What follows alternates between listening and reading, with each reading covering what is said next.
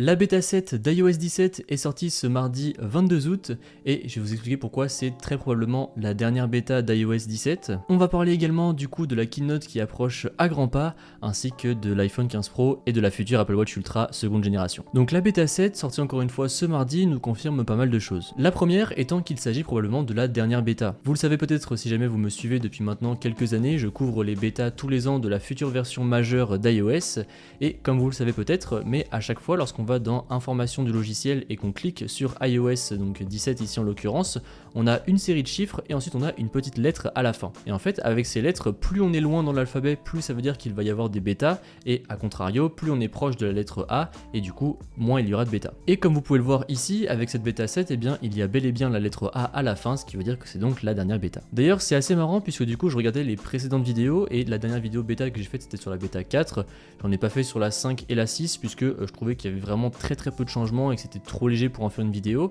mais du coup si on regarde la 4, eh bien c'est assez marrant puisque la lettre à la fin était encore la lettre H. Donc soit ça veut dire que les choses se sont accélérées du côté de chez Apple et que par conséquent iOS 17 a fait mieux que ce qu'ils avaient prédit en termes de bêta, que tout a été corrigé et toutes les fonctionnalités ont été apportées plus tôt que prévu. On aura la réponse dans quelques semaines à l'approche de la keynote puisque je pense qu'Apple nous dira si jamais certaines fonctionnalités ne sont pas encore disponibles. Et d'ailleurs en parlant de keynote, eh bien celle-ci approche à grands pas. Si on regarde le calendrier de l'année dernière, alors Apple avait fait les choses un petit peu différemment, puisque du coup, entre la bêta 7 et la bêta 8, on a vu la salve d'invitations pour la keynote du 7 septembre, et on avait reçu ces invitations le 24 août, soit du coup 2 semaines avant l'événement. Entre deux, comme je vous le disais, le 29 août, on a eu la bêta 8, et par conséquent, si on suit la logique de l'année dernière, eh bien on devrait avoir la salve d'invitations pour l'event qui arrive là en septembre, le 29 ou le 30 août, pour un événement le 12 ou 13 septembre. Et cela coïnciderait d'ailleurs avec ce que pas mal d'analystes ont dit, à savoir que les iPhones seraient disponibles à partir du 22 septembre. Ça fait à peu près 10 jours après la date de la keynote,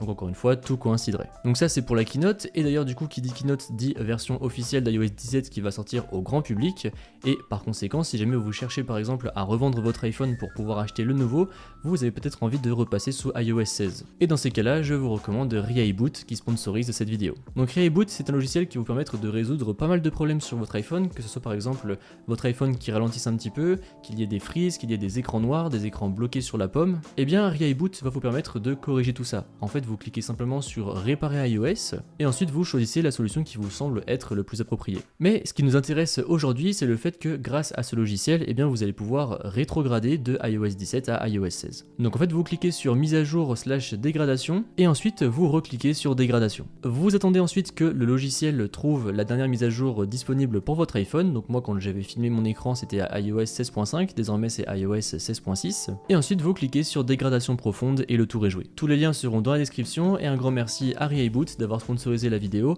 ainsi qu'un grand merci pour me suivre depuis maintenant plus d'1 an sur la chaîne. Maintenant, comme je vous le disais, cette bêta confirme également pas mal de choses concernant l'iPhone 15 et surtout l'iPhone 15 Pro. Avec la bêta 7, lorsque l'on passe au mode silencieux, on a une animation déjà qui est un petit peu différente de celle qu'on avait avant, mais surtout les vibrations sont carrément différentes. Vous le saviez, avant avec le Alert Slider, et bien lorsqu'on descendait vers le bas et que l'iPhone passait par conséquent en mode vibreur ou silencieux en fonction d'eux, on avait une petite vibration. Là, on a une vibration qui est totalement différente. Alors je ne saurais pas comment vous expliquer, mais ça fait en fait une vibration qui serait carrément plus appropriée à un bouton sur lequel on appuie plutôt qu'un bouton sur lequel on va faire un slide. Encore une fois, je sais pas trop comment l'expliquer, mais j'espère que vous m'aurez compris. Faut vraiment le sentir dans les mains pour le voir en fait, pour le sentir, mais la vibration est totalement différente. Ça fait un peu le même style de vibration que lorsque l'on veut éteindre son iPhone, vous savez quand on reste appuyé sur le bouton power et le bouton volume, ça fait un petit peu ce genre de vibration là, mais encore une fois ça coïnciderait avec le fait du bouton action de l'iPhone 15 Pro. Toujours lié à l'iPhone 15, mais cette fois-ci pas forcément lié à la bêta. Comme vous le savez sûrement, on va avoir de l'USB-C, mais a priori il y aurait deux types d'USB-C.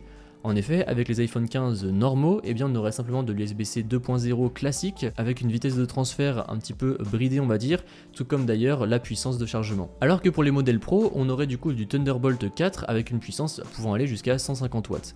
Donc à voir ce que ça peut donner, et après pas mal de gens disaient qu'on allait avoir des câbles en USB-C, donc en nylon tissé, accordés à la couleur de votre iPhone, mais d'autres ont démenti en disant que c'était simplement pour des accessoires qui allaient arriver très prochainement. Et en revanche, chose commune à ces deux câbles, on aurait des câbles désormais plus longs, puisqu'il ferait a priori entre 1m50 et 1m60. Donc à voir de ce côté-là ce que ça va donner. Et d'ailleurs, en parlant de coloris, là ça vient de sortir tout juste aujourd'hui, donc je vous en parle. Pour l'iPhone 15 Pro, apparemment, voici les coloris qu'on le pourra avoir. Personnellement, je suis trop fan du gris titane, je le trouve absolument magnifique et vraiment, si ça sort dans cette couleur, je le prends direct comme ça, je trouve ça somptueux. L'autre chose qui change pour le coup toujours avec cette bêta 7, c'est en ce qui concerne l'Apple Watch, puisque si on regarde sur le compte X de Steve Moser, donc c'est un développeur qui à chaque fois analyse chaque bêta d'iOS pour savoir ce qui change un petit peu, et a priori, il y aurait eu du changement concernant l'Apple Watch. Donc on peut le voir avant, ancien affichage et nouvel affichage, et du coup ça pourrait vouloir dire que sur la nouvelle Apple Watch Ultra de seconde génération, on aurait des applications qui prendraient plein parti en fait de ce grand écran, puisque c'est vrai qu'avec l'Apple Watch Ultra de première génération, on avait un grand écran certes, mais c'était simplement des infos qui étaient étirées. Elles prenaient pas forcément le plein potentiel du grand écran, et c'est vrai que pour le coup je trouvais ça un petit peu dommage, mais a priori ça pourrait changer, donc à voir encore une fois dans quelques semaines ce que ça va donner lors de la keynote. En tout cas je suis content et je commence à être vachement hype, puisque on peut sentir que l'événement arrive très bientôt, et je pense qu'encore une fois la semaine prochaine on devrait avoir les invitations, donc si tel est le cas, eh bien on refera une petite vidéo la semaine prochaine pour savoir ce que ce carton d'invitation nous tease. N'hésitez pas à me dire ce que vous en pensez dans les commentaires, et sur ce, moi je vous dis à bientôt pour une prochaine vidéo. Allez, salut!